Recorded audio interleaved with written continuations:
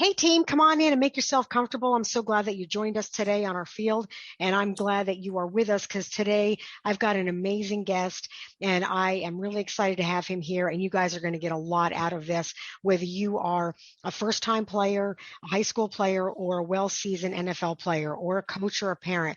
This is a podcast you're going to want to listen to all the way through.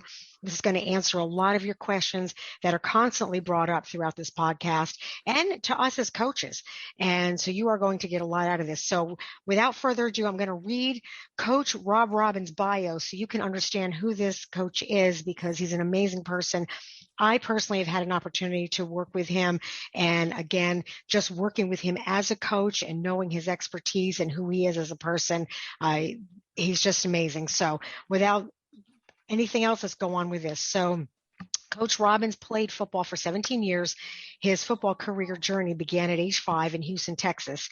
He walked away from football in 1986 and 1987 after being cut as a number 3 quarterback for the Houston Oilers after declining the opportunity to play during the NFL players lockout. He was blessed to be coached by head coach Jerry Glanville, Bill Walsh, and quarterback coach Gary Huff. For the next 25 years after walking away from football, Coach Robbins pursued his other passion for emergency medicine. In 2012, Coach Robbins made the decision to pseudo-retire from emergency medicine and move back to Southern California.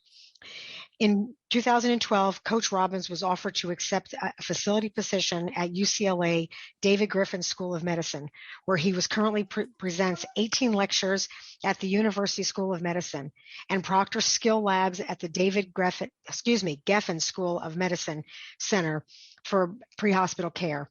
After only 6 months of pseudo-retirement, he came back to Southern Orange County, California.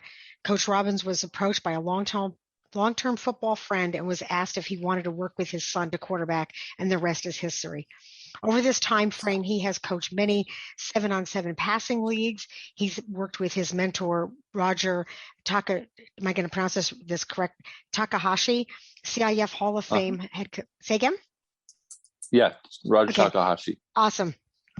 Coach Al Nichols, and they formed a 7-on-7 team that won the OC County 7-on-7 champions in 2017. He has also worked with many quarterbacks that have gone on to D1 universities and Carnegie Mellon. He's also had the privilege to coach and train 2 years and number 2 ranked. Forgive me, Rob.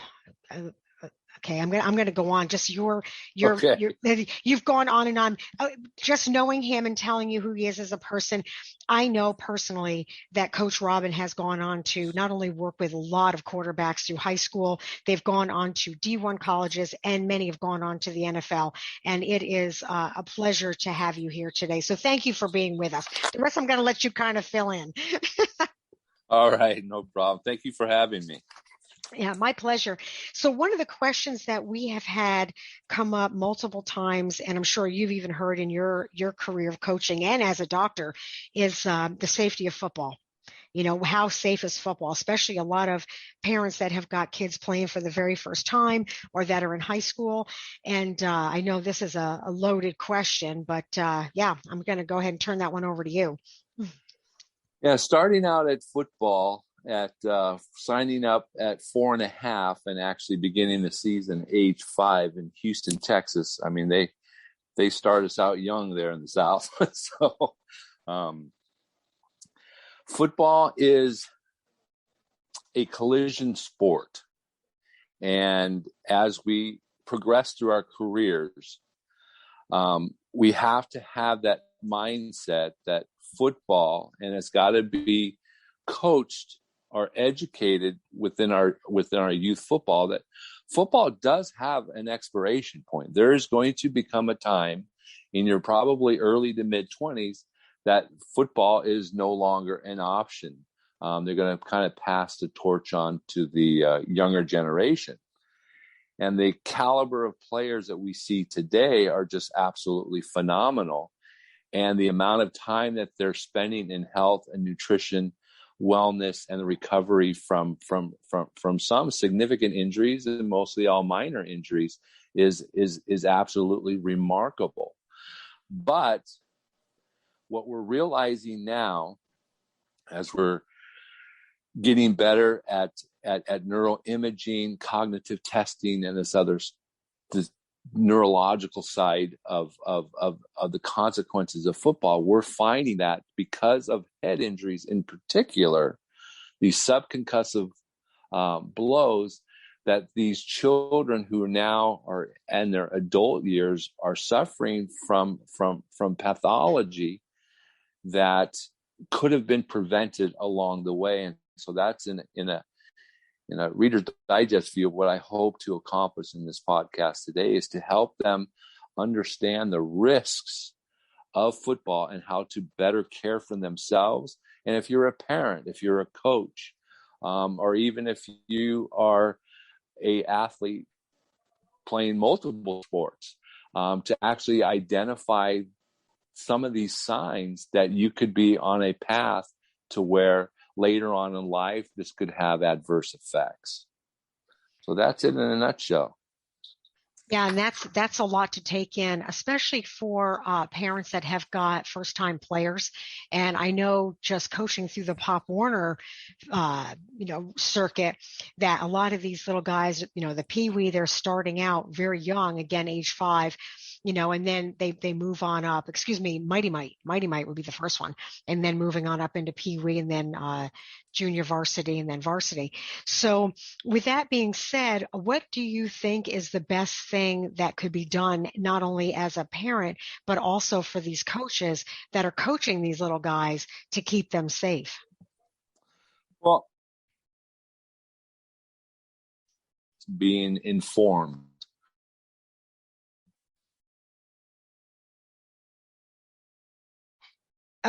Is an informed parent that could walk into the football meetings with these coaches and to ask these good questions, like, what is your coaching philosophy? What type of tackling drills do you conduct? And it's really age dependent. So if we look at CT in particular, Boston University looked at 202 brains of football players that were donated to the school. 14 of these players were high school, and they found CTE in 3 of the 14, and these are just high school kids that their parents donated the brain. This same study, discovered CTE, which is chronic traumatic encephalopathy, in 110 of 111 former NFL players.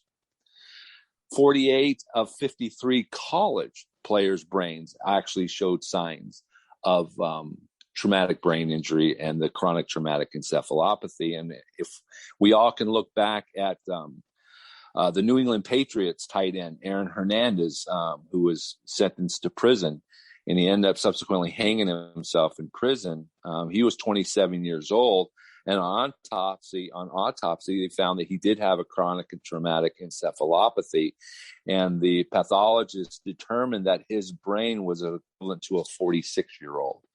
So this isn't something that is developed overnight. It has begun as soon as these children strap on the helmet. Should football be banned? Absolutely not, because it also teaches them. But we have to be aware that, especially with coaches, we have to be aware of the studies. It's great to have a good offensive play scheme. It's good to have a defensive play scheme, but it's also really important for coaches to understand the risks that they're putting on these children when they're conducting their drills. And if I had my way, to begin to come full circle with the question, is I would create a practice plan that takes the head completely out of the game, which is what we're trying to do. A lot of youth programs are actually only wearing helmets 1 day per week, because what that's going to teach them is, if you're in shoulder pads and lower pads, but you're not wearing a helmet, the likelihood of you leading with your head is going to be minimal. And so an informed parent is going to ask these questions. What type of drills do you conduct in your practices? And if you hear a coach coming out and say, yeah, well, I like to do the Oklahoma drill, which is a drill that the NFL has absolutely opposed and has actually taken out of the whole football program, that this coach is not a well-informed coach, and it's probably better that parent pull that child from that particular team and place him someplace else. So it's interesting because I remember each year having to go through the certification through USA Football when I was a youth football coach, and every year they were changing the heads up tackling. And I can tell that the NFL and some of the other programs, are trying to incorporate a safer way, for, not only these little guys, but also into high school, the safety of tackling and, like you said, taking the head out of the game. However, I do see that it's up to the coach. Like you said, I've seen also coaches still go on to do it their way because it's either what they've always done, or they have a different idea in regards to how football should be played or ran.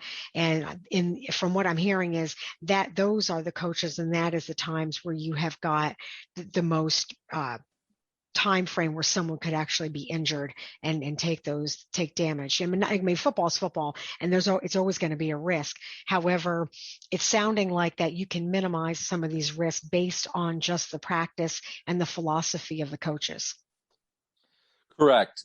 Because on the neuroscience side of it, we have to understand that these children's brains are still developing.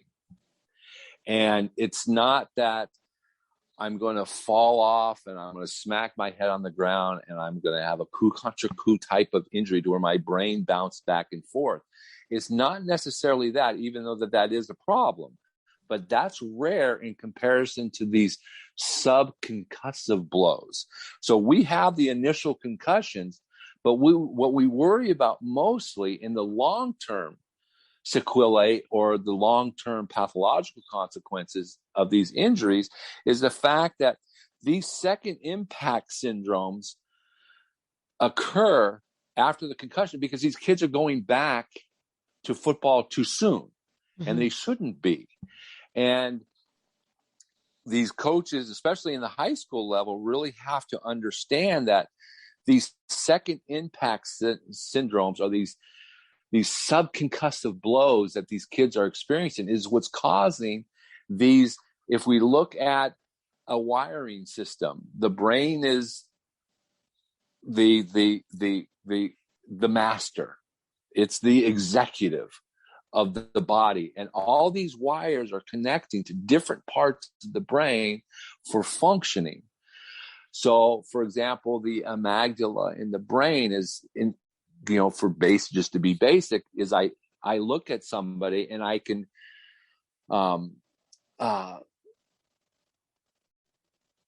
interpret that facial expression. If it's a threat to me, then the amygdala of the brain actually is the one that identifies, oh God, this person looks really mad, maybe I should avoid them.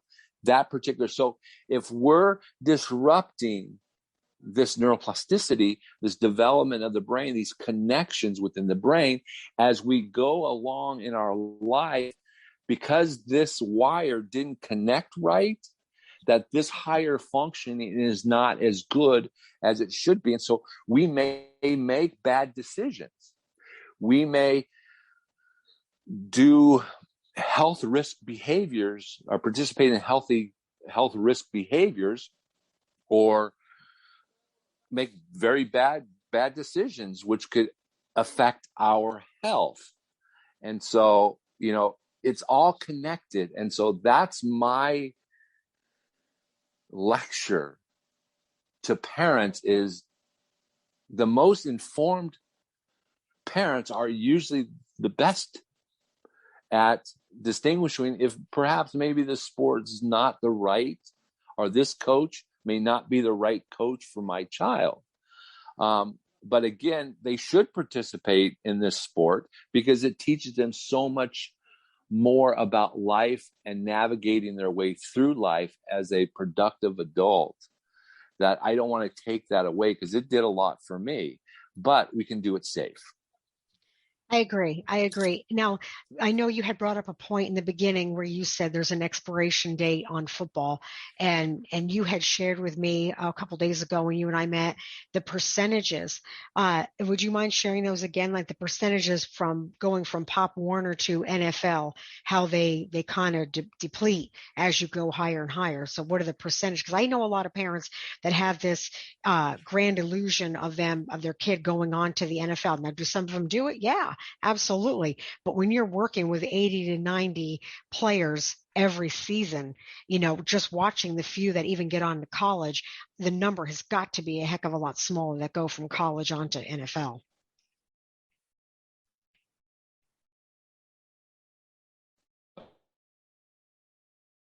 Do you have those numbers, Coach Rob? Oh, Coach Robbins, we still got you? Coach Robbins?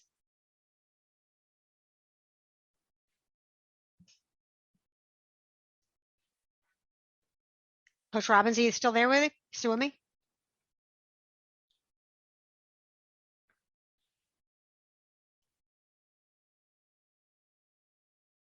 Well, okay. So actually, so team, I think while we're trying to get Coach Robbins back, I think he's got some valuable information in regards to, your players and your family, and for us as coaches, we always take, well, I should say good coaches will take the safety of our players always into consideration. I don't care whether it's Pop Warner or high school or even on to college, the safety of your players as a coach should be your number one priority for multiple reasons. A lot of these kids you're going to have them for 4 years. And during that 4 years, you want to create strong players, but also a strong team so they can go on and move on and do things. And I've shared with you guys in the past, my son had played football since he was 6. And then he went on and he had a couple injuries through high school, a broken collarbone and a couple other minor things. But what we decided in regards to ending his football career was the concussion. And, it was not an easy decision because he had this, that his whole goal was to play football all the way into college. And I think as a parent, putting aside being a coach, but as a parent, you have to look at what is more important during that time frame. Football is a great sport. It teaches a lot of life skills. It teaches a lot of other things that, how to work with people and grow as individuals. However, I think there is a way to be able to safely do it. I'm going to check and see if Coach Robbins, have we got you back? Do we know if you're back yet? We're kind of hanging on here because you've got such great insight and information. I'm hoping that we can hear you very soon. Yeah. There we go. Oh, there we go. Thank you. Perfect. Okay. Yes. Yeah, that's okay. Well, it's filling in the gap. All right. So one of the things I was just sharing, and I don't know if you had heard that I did have to make that choice in my own family with my own son that the last concussion he got ended his football career. And it was a very difficult decision because he always had this goal and this dream to go on and play football in college and maybe even into the NFL. And I mean, he trained and did everything right. He was an exceptional athlete. I'm not saying that because of his mom. I'm going by, what he was offered and what was said to him, on the outside. But we had to make that choice.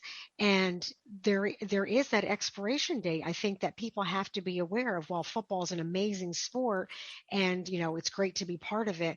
I think it takes a lot of courage and also a lot of knowledge to know when it's time to move on.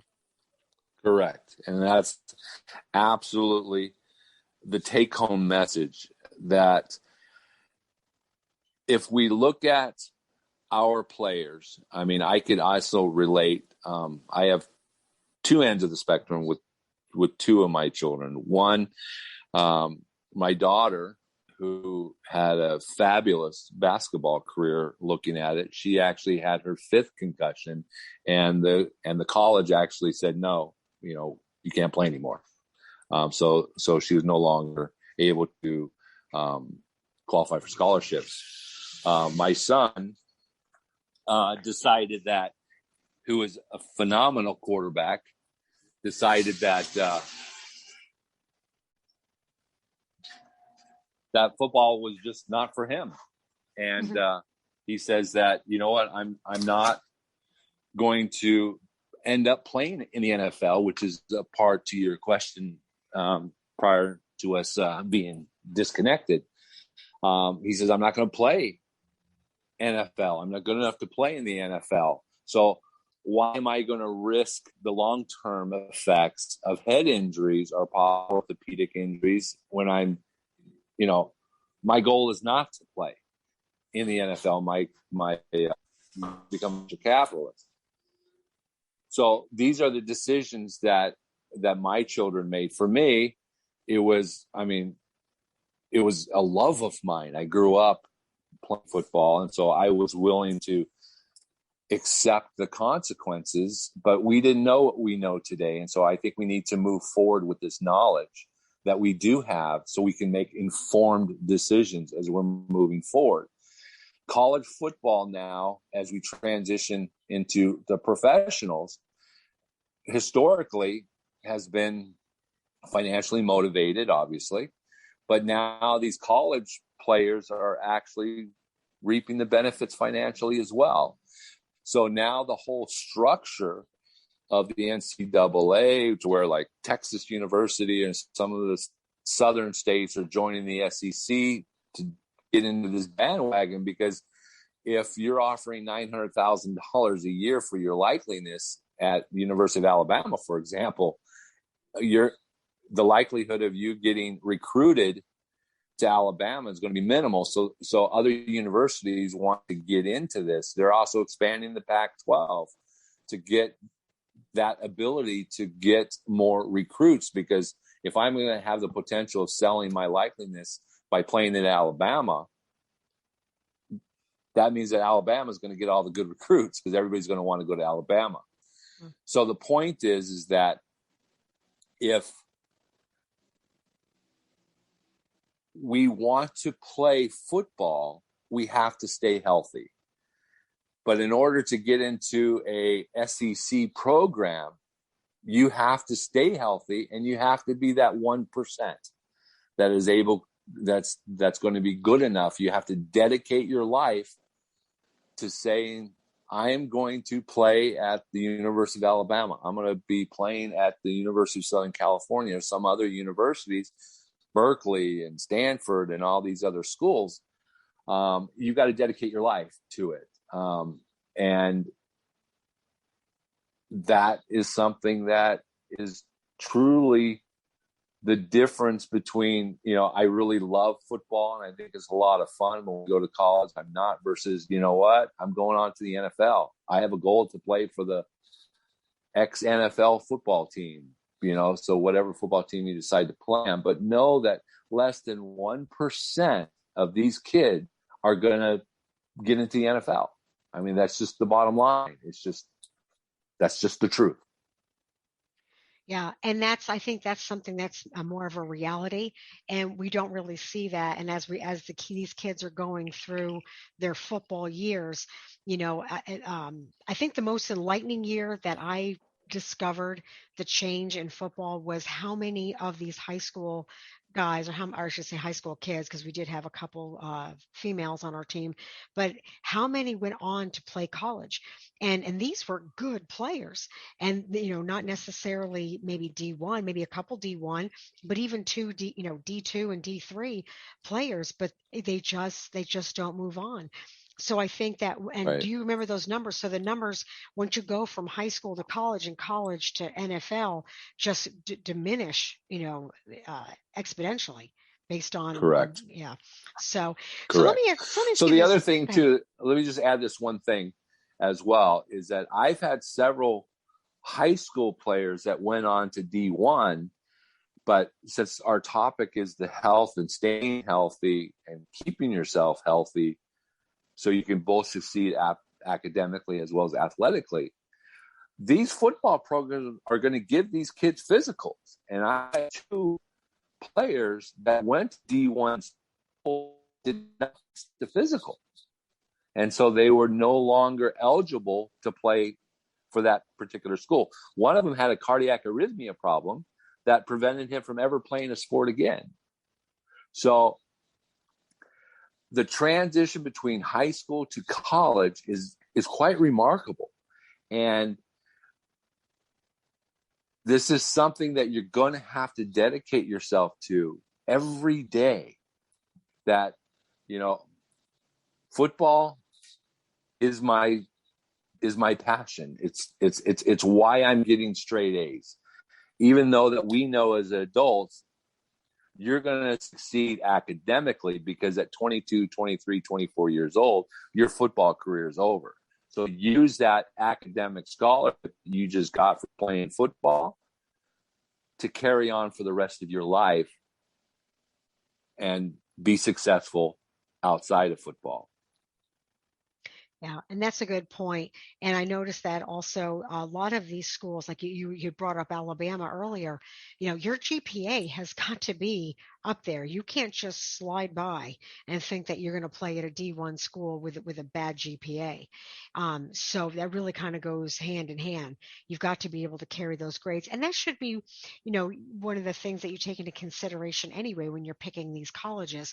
Yes, I understand football is exciting and it's fun, but on the other hand, that college degree and having that ability to take something you've learned during those 4 years and implement it into a career outside of football is one of the most important things, and I think a lot of people lose sight of that. Absolutely. Yeah. Absolutely. Yeah. If somebody's going to offer me $250,000 in scholarships at X university to play football, I mean, that should be a motivation for every single high school football player, every single youth football player to excel academically, to be in a position to be able to play football at that level and get their academics paid for, a career after football paid for. And a lot of these kids all have to understand that this COVID stuff has really put a lot of these scholarships on hold. They've been deferred. There's a whole lot of going on. So again, look at what your goals are. Be honest with yourself. Academics are number one. That's why they call you a student athlete. And excel at that. Be really, really good. Well, I take it back. A great coach of mine says that, Robbie, you don't have to be great. You just have to be good. So that's great insight. I want to ask, because I know with your experience and your expertise, if you had to put it into and categorize it in order or an outline in regards to being a student athlete and playing football and going on and moving forward, what would you say the steps are in regards to moving on from high school into college? And then, we'll just stop right there because, obviously college and NFL is going to be another podcast. But looking at a lot of these people that are coming in, or these players that are coming in as freshmen, and they've got 4 years ahead of them in high school, and then hopefully with the hopes of getting into college. So I guess looking at health-wise, academic, and everything that they would need to prepare, not only just to get them maybe a scholarship to play football, but just to get them a scholarship into college to be able to give them the best opportunity if football is the direction that they're going to go with. Academics are number one.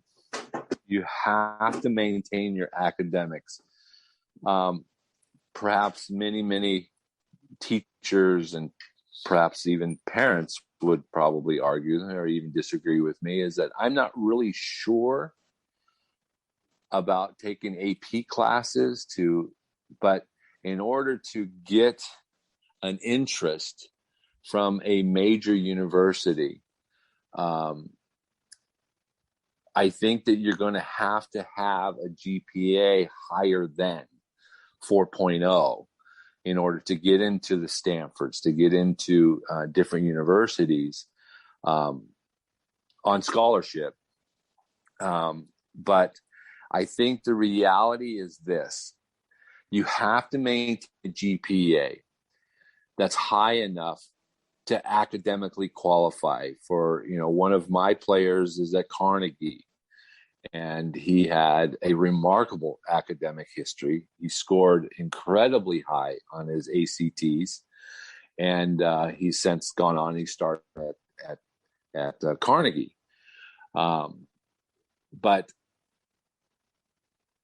that's rare that you have this level of academics going into college. So his goal was academics. It wasn't football, because he had that realization that he probably never played professional football. So he chose a university that would better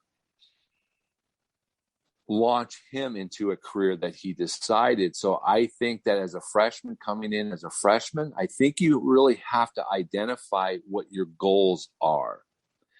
Am I going to play football and it's going to end at the end of my career?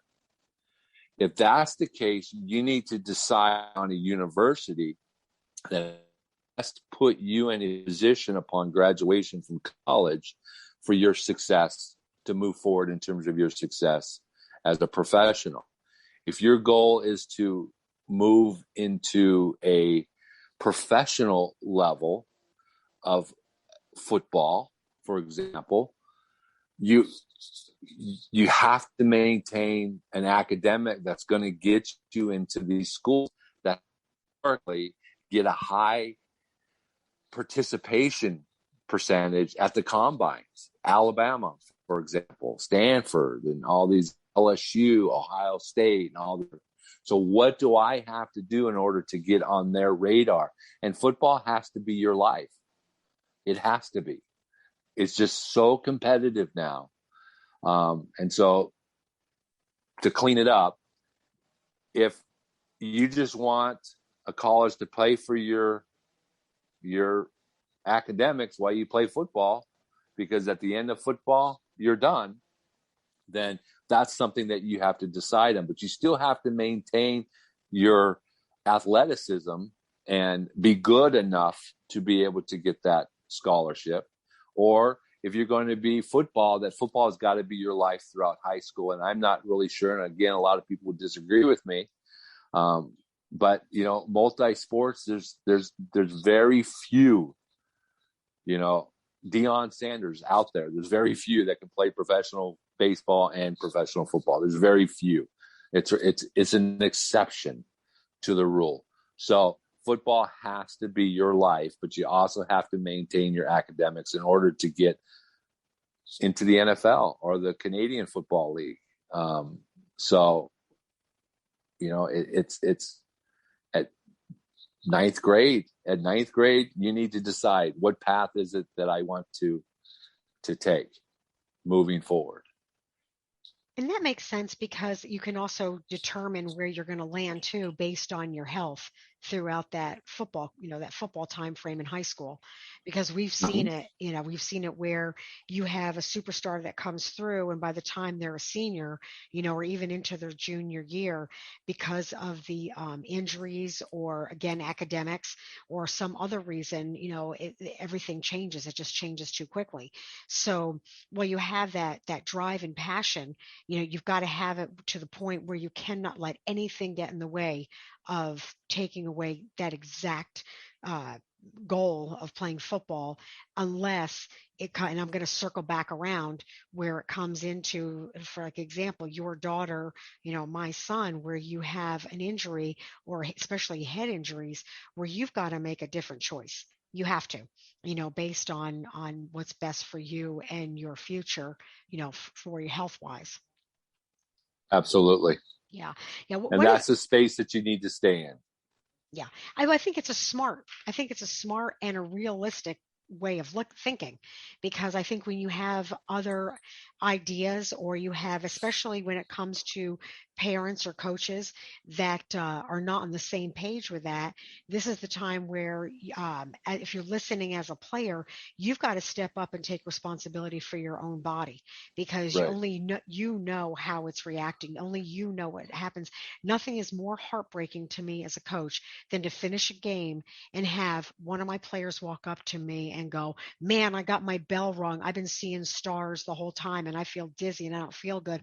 And right then and there, I should have been doing concussion protocol, but I didn't know, because they never said anything, and there's so much going on that field, and there's so many things happening, especially when you're responsible for calling plays and getting personnel and seeing. So if you're listening as a player or as a parent, if you have any doubt, step out. I mean, that is something we have always tried to drill into our kids. When in doubt, pull them out, because you have to be responsible for your own body in what's happening, because I only know as a coach based on what you tell me, especially if I don't catch it. And we want the safety. We want you guys around for a very long time, excelling, even if you go on academically. That's true. There is a statement here. There's something here that you put in your bio that I think is amazing. You had stated that football does not build character; instead, football reveals character, and I think that says a lot about the game of football, and also it says a lot about you as a coach too, because you see these people as human beings. You see them as players, and that is first and foremost the most important thing, I think, has to be recognized on the field, whether you're a player or a coach. You want to elaborate a little bit more on that statement? Yeah, there's a lot of things that football teaches. And when we talk about revealing character, I'm trying to be correct here. And so, football doesn't build character. And we've taken so much away from what happens in our home and the parenting and how well we parent and how involved we are in parenting, how involved we are in identifying who our kids are hanging out with, who are their friends, who are their parents. So when we get out in the field and they're facing diversity, we're identifying their inherent character. We're not teaching them character. We're seeing how them respond to the adversities that are inherent to football. Nothing goes perfect. For example, the game of golf is a game of misses. And so the game of football, you have 22 people on the field, each with different skill levels, in the high school level, each coached differently, each kind of doing their own thing. They're trying to play within a system. So I'm just going to use this as an example, is that the quarterback got sacked. Instead of one person saying it's your fault, then the character is that we failed as an offensive line. And that's a character. We need to fix this as the unit. And that is what something in life, you can't go, what's that old saying about raising children? One person cannot raise a children. It takes a village to raise a children. So that's what I'm looking at in terms of it reveals their character. And me as a coach who sees a child, this is this is a blank canvas. And I see this person this child who I can better help as a coach and as a teacher to help navigate them through adversity and how to develop their character, you go, we go mentality about honor and loyalty and team and all that stuff that goes through it. So you have a successful team doesn't necessarily represent skill level or coaching level. So let's bring it down to the very, very foundation. It's a character. They all came together, bought into the coaching, learned the cognitive, the affective, and the psychomotor learning that was required, came together and synchronized, choreographed this particular offensive or defensive play to a point of success, because there's 22 people on the field, not just one. So it takes the group that's identified through character of how successful they're going to be in the trenches. We have to come together. And that's how we build it. That's how we identify it as coaches, to where we don't need individuals. We're individual. We're going to win a championship with a team. And that's how building character is so important in youth football. So I'm not building character. I'm not revealing the character. And by the end of the season, we as coaches have a barometer of how we talk that. We help them navigate that road of character. That's great insight. And I think I'm going to stop right there. I'm sorry. Forgive me. You had cut out for a second, Coach. I thought you were finished. I didn't mean to cut you off. Oh, no, I'm good. No, that's fine. Team, I hope you guys got a lot out of this. I really want to thank you for your time and your insight. Coach Robbins is very valuable information. Thank you so much. So we're gonna move on, guys. I want you guys to join us again next week. Coach Robbins, can I get you to come back, because you've got some other insight that I would like to share with everybody, because we've got a lot more here to cover, and I think this is only the beginning. So I hope I can get you back at some point again. Absolutely. Just let me know. All right. So team, we will see you next week. Again, if you want to reach out to us, if you keep those questions coming, I know a lot of you parents have got quite a few. It's football season, and that's usually when everything starts to transpire. We'll try to cover as much as we can during our podcast, and I'll go ahead and keep putting up information onto our Facebook page, and you can reach out and reach me at any time. I'm Coach Mickey. You are on First Downs to Touchdowns. We will see you guys soon. Stay strong, start strong, finish strong, guys. We will talk soon. Okay, bye.